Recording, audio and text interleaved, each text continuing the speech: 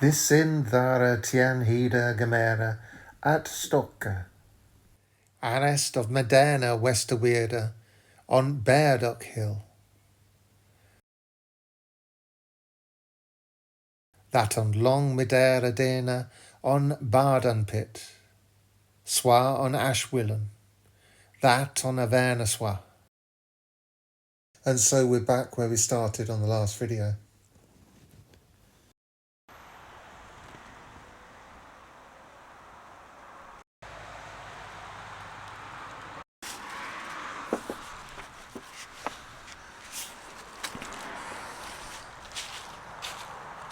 I was driving on my way to this walk and saw a great big sign saying permissive path, and stopped, halted, slammed on the brakes. So the whole plan has changed today, and the reason for that is that there is a pub down here, hotel, which used to have a different name, and now it's, or did it? Anyway, its name is the Bodkin House, and that is Beorh Knoll in Old English.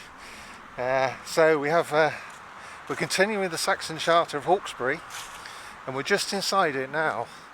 And I was thinking, how do I get to explore this wood when it's off a public footpath?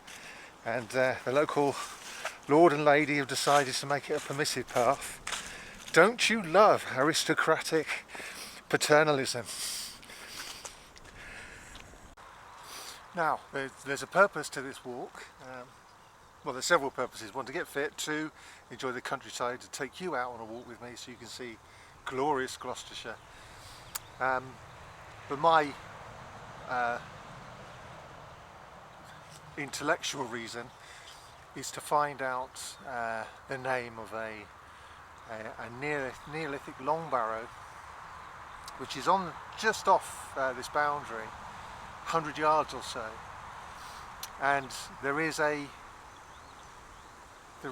barrow named in the Charter of Hawkesbury that should be in this area, and it basically translates as the Barrow of the Mead. Now, is the land where it is it mead land or not? Now, we are high up here, we're on top of a ridge, but there is a stream marked on the map. Is the land around that stream a meadow, mead land or not? If it is, I think we can name that barrow.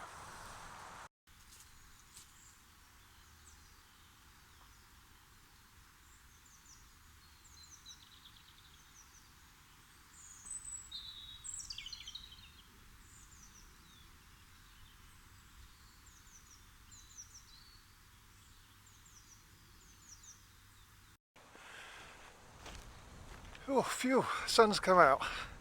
You have to take my jumper off in a minute. This is Beorh Knoll. In the chart is called Beorh Hull. So looking at the map, I didn't think it was a hill, but I definitely have climbed a hill. It's not a massive one, but it is one. And Beorh, or some other Anglo-Saxon name that sounds like it, was the owner of this hill. Knoll is a small hill, and Hull is hill. So it's Old English is really easy as long as you stick to nouns. You know, it's just the same as modern English, but it's just some funny vowel sounds in there, and you can get the hang of it pretty quickly. I've only been doing this since lockdown, you know, and I've got a pretty good grasp of Anglo-Saxon toponym language. But yeah, so this wood has been harvested. I can see oaks. But they planted it with beech. There's one or two big oaks as well. Some granddaddy beeches. But they planted a new plantation of small beech trees there. You can tell a beech tree because it has these. Well, no, that's an oak. Well, you can tell a beech tree because it has the. No, it's not. That's the leaves have just been eaten, but around the edges. But the beech tree holds on to its leaves, unlike a lot of deciduous trees. See, that's definitely beech. Look, can you see the definitely beech? Can you see the prongs on the end, the new buds? But, this is to keep deer off. So I know we've got deer because I found deer marks on the ground. So hopefully we'll get some deer action on video. Well, I think that's a wood anemone, which I think that's an ancient species indicator. Correct me if I'm wrong in the comments section. Like I say, this wood has got an Anglo-Saxon name. I'm down to a t-shirt now. Have you noticed? The spring has come down 10 days earlier than normal. Hallelujah, we are blessed. And yes, I was warming up nicely.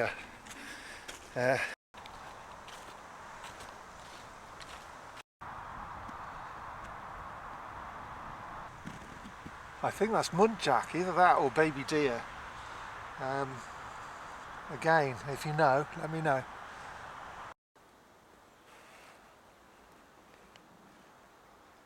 So back to the long barrow.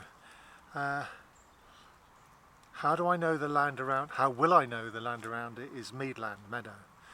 Well, there's a few things I can look for. One, water. Meadow traditionally has to be next to water. Now you'll see lots of meadows up nowhere near water today, and that's because the word today has got conflated with pasture.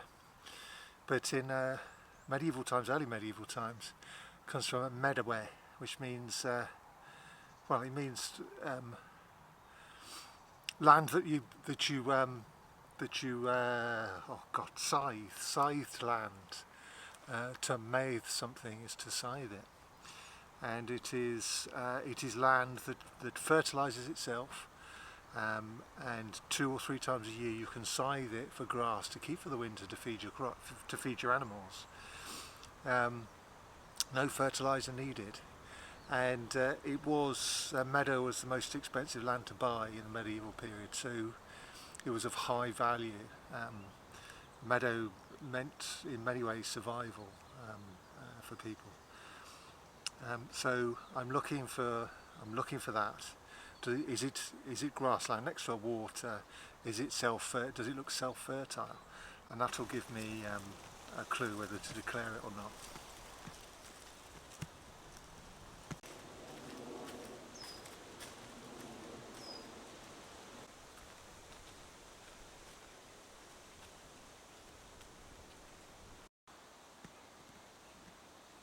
I call these cowslips. I've been told by a viewer that I'm wrong, that they are primulas. That's not an English name, and they certainly look. The domesticated primula is all sorts of bright colours, but that's your standard wild colour. I think it's a native plant. So what is the English name for this?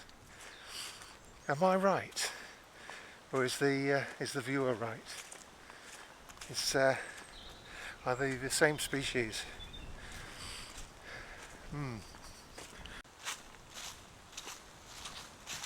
We're going down into a valley, which is a good sign. We're getting close now to the Barrow. Don't get your hopes up about this Barrow, right? There's probably nothing there. You can see a deterioration in the record. This stone entranceway. Oh, no stone, but still a mound. And then much ploughing has gone on, and the mound is 1 metre tall. And then there's not a lot left here anymore, is there? I had a look on the LiDAR. But the point is, we know it was there. And so what we're going to do is try and salvage something from this. Try and give it its name back, give it its dignity back. Now the name is Anglo-Saxon, but it's 1,000 years more than 1,000 years older than you are. So it takes us 1,000 years closer to the time when that barrow was used. Alright, so there's another 3,000, 4,000 years before then when it was used, but nonetheless takes us closer, and by renaming it we can give it some of its dignity back. That's looking good. I'm pleased we're going downwards.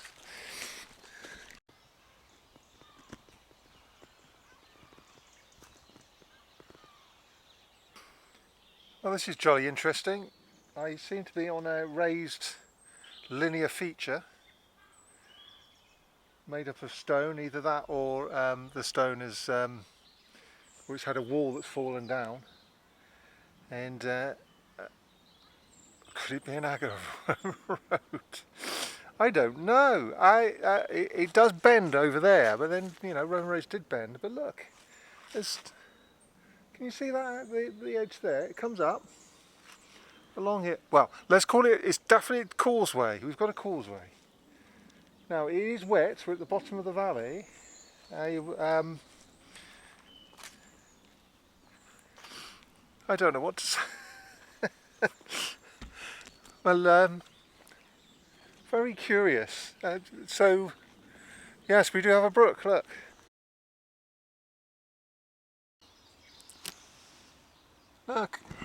Look at that.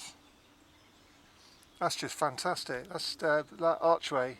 That's how the whole countryside, every bridge in the countryside should look like that over a stream. None of this plastic piping nonsense or asbestos or whatever. That's well, the keystone's coming out, but look at it. It's vernacular and beautiful. What a nice little discovery. But right, on the face of it, the way I've been trained, I'm looking at that little archway and thinking 18th, 17th century. Right, so that should immediately kill any notion of a Roman road. But who's to say it couldn't have been repaired?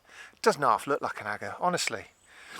That's just fantastic. Now it could be, you know, this is Badminton. You do get, with posh estates, you get spending on works, especially church ones. So is this mead land? As you can see, all this, that's it's not ploughed. I mean, that's wasteland today, but that would have been you know, it's got a lot of herbage in it. That would have been mowed in times past and the hay taken away. So yes, we have mead land. So we might be able to call our barrow the Maed Beorh after all.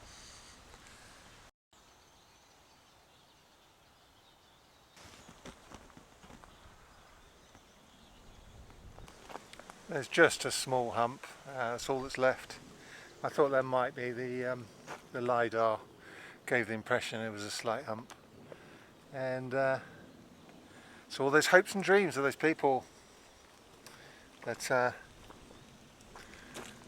the people that were buried there, the people who buried the people who were buried there, that summed up their culture. Certainly one of the permanent expressions of their culture. What is more permanent than stone? Well, a tractor trumps stone, or traction engine. But yes, there was a stone orthodonts that were, you know, it looks a bit like your classic long barrow with a stone entranceway and chambers, and so the loss to our culture of it being ploughed away is pretty bad. But I was going to do a class-ridden rant on this video, but I'm so giving permission to the public to walk along this private path took the thunder out there, stole my thunder, took the fire out of my belly somewhat. You know, it's a generous action. We don't know the current landlords had anything to do with the destruction of that barrow. But it is sad. A lot of barrows went this way, but when chambered barrows go, they're the elaborate, beautiful things. They are, but not that beautiful. Still, we have in their symbolism, we have aristocracy, because we know from Hazeldene in Gloucestershire that from DNA evidence that different mothers were placed in different chambers, and their children were placed in their chambers with them. Who would where else would you want to sleep in the afterlife?